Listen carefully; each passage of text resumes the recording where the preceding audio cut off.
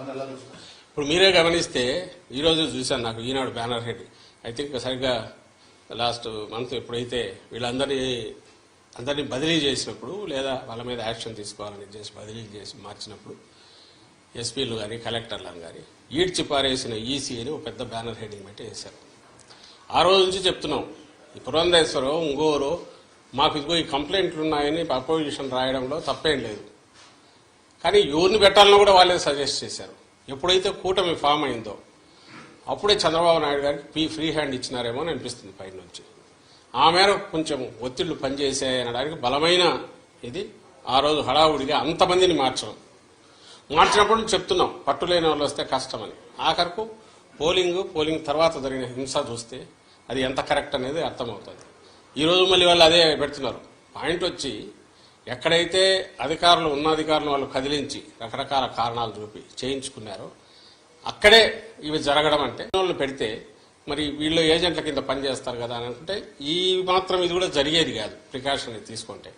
కానీ అట్లీస్ట్ ఇప్పటికైనా మేలు. ఇప్పుడు రియలైజ్ కావాల్సింది కానీ ప్రజలు కూడా గమనించాల్సింది ఏంటంటే ఆ రోజు అధికారులు తప్పించి ఎవరైతే తెచ్చుకున్నారో వీళ్ళుండగా జరగడం అంటే అది ఈసీ ఫెయిల్యూరు ప్లస్ టీడీపీ కుట్రపూరితంగా చేసింది అని రెండైతే అవగాహన అర్థమవుతుంది కదా.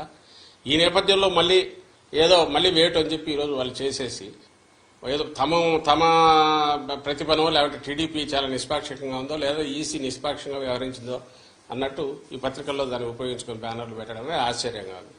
ఏదైతే మేము చెప్తూ వచ్చామో అదే జరిగింది. వైఎస్ఆర్ కాంగ్రెస్ పార్టీ మళ్లీ చెప్తున్నాం, జగన్మోహన్ రెడ్డి గారు కానీ మా పార్టీ కానీ ఎట్టి పరిస్థితుల్లోనూ ప్రజలములో మమయమై ప్రజల ఆకాంక్షలకు తగినట్టు ప్రజలకు దీనికి తగినట్టు చేసి తద్వారా బ్లెస్సింగ్స్ తీసుకొని మళ్ళీ పాలనలో కొనసాగాలనుకుంటామే తప్ప ఇట్లా అడ్డగోలుగా వ్యవస్థల్లో ఎవరినన్నా ఎస్పీలను పెట్టుకునో ముగ్గురు కలెక్టర్లను పెట్టుకునో దాని ద్వారా ఎన్నికలు మేనేజ్ చేసి రిజల్ట్స్ ఏవో వస్తాయి అనుకోను ఇప్పటికి కూడా రాస్తున్నాడు ఆయన. ఆశ్చర్యం వేస్తుంది. ఈ ఆఫీస్ ఏదో అప్గ్రేడ్ చేయొద్దు మొన్న రాశాడు, ఏది పథకాలు ఆపేసి కాంట్రాక్టర్లకు బిల్లులు పే చేస్తున్నారు. అసలు ఏమనుకుంటాడో అర్థం కావట్లేదు ఆయన చంద్రబాబు నాయుడు. అధికారం లేక ఆల్రెడీ వచ్చేసాను అనుకుంటున్నాడు. మధ్యలో 5 ఏళ్ళు గ్యాప్ వచ్చినా కూడా తనకుంగా ఇది దిగినట్లేదు. ఇది కూడా ఈ ఆఫీస్ ఏదో పంచాయతీ ఆఫీసా స్టేట్ గవర్నమెంట్ అంటే? పంచాయతీ ఆఫీసు ఇంకో దగ్గర ఎక్కడ మారుమూల తెలియని దీంట్లో ఏ కనెక్టివిటీ లేని చోట ఏదైనా ఫైళ్లు తారుమారు అది అనుకోవచ్చు. ఒక గవర్నమెంట్ అనేది అది ఎవరైనా ఉండొచ్చు. రికార్డులన్నీ మాయమైపోతున్నాయి. ఈ ఆఫీస్ అప్గ్రేడ్ చేయొద్దు అంటే ఏదో ఈయన వచ్చేస్తున్న ఇంప్రెషన్ ఇస్తా స్టేట్మెంట్లు ఇవ్వడము లేదా గవర్నర్కి అందరికి లెటర్లు రాయడము. ఏమాత్రం ఆయన ధోరణి మారలేదు ఈ ఎన్నికలు అయిపోయిన తర్వాత కూడా అనేది అర్థమవుతుంది.